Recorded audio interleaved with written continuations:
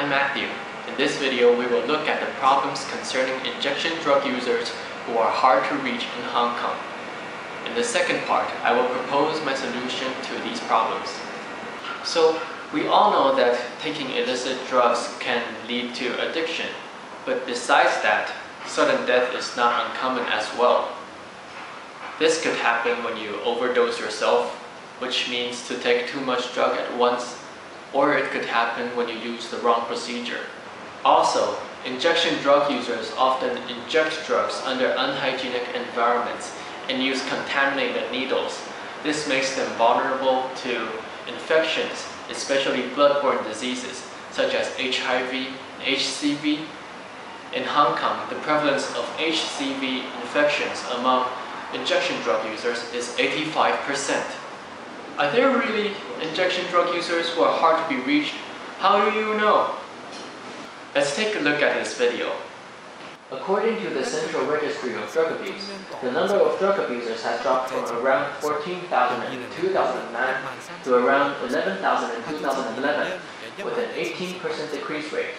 However, on 2012 International Anti-Drug Day, experts who attended the Hong Kong Detox and Recovery Work Conference concerned that the decreasing rates reflects the consumption of drug abuse. Among teenagers nowadays, the time from when they started to take drugs to when they seek for help has become longer. 3 years ago, it took around 1.5 years, but now it takes 3.5. Therefore, we are concerned that the consumption of drug abuse among teenagers has turned worse. How many injection drug users are there in Hong Kong? According to the Central Registry of Drug Abuse, 23.3% of the reported drug users take drugs by injection. That means at least 2,000 to 3,000 of people are injection drug users at high risks. Why should we care? It's their business. They choose to take drugs. We should care because people are dying. People take drugs because they have an addiction. We must acknowledge that addiction is a situation in which people cannot control themselves and cannot help themselves. In Hong Kong, half of the reported drug abusers take drugs because they are stressed, depressed, and have a hole in the heart to be filled.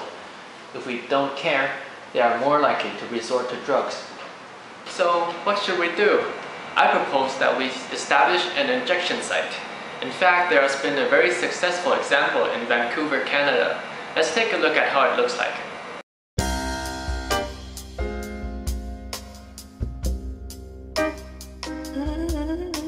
Vancouver, Canada is home of Insight, the only legally operating injection facility in North America.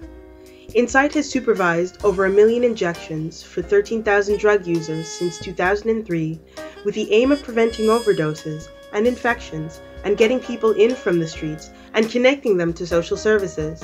Here at Insight, the first time somebody comes, they register. I don't need you to use your real name. So right from the moment you come to Insight, it's all about relationships and one-on-one as much as we can. People inject with clean needles and sterile water and under sterile conditions in a supervised setting. We're in a 3-story building. The storefront or the street level is the injection site. The second floor is a detox center where people stay probably 8 days, 5 to 8 days. And then above that is what we call a transitional recovery program. As a summary, an injection site serves to provide safety and warmth to attract hard-to-reach injection drug users, prevent deaths and infections from injections, and connect drug abusers to social services. This idea may sound very controversial, but there are good reputations and results. How exactly does a safe injection site help drug users? What does it do for them? It lets them, in the most incredibly subtle and thorough way, lets them know that people care if they remain alive in order to stop using drugs one day. You can't stop using drugs when you're dead. 1,500 overdose events in Insight. No one has died. Yeah, it's very comforting, you know, because a lot of places don't give you that. They're really, I don't know, judgmental. They would always openly accept me and always tell me that it was worth finding recovery. Insight has really met all its primary objective. It's improving public disorder, it's reducing the transmission of infectious diseases, it's reducing the morbidity and mortality associated with overdose, and it's connecting people to programs such as addiction treatment, and it's having no negative impacts.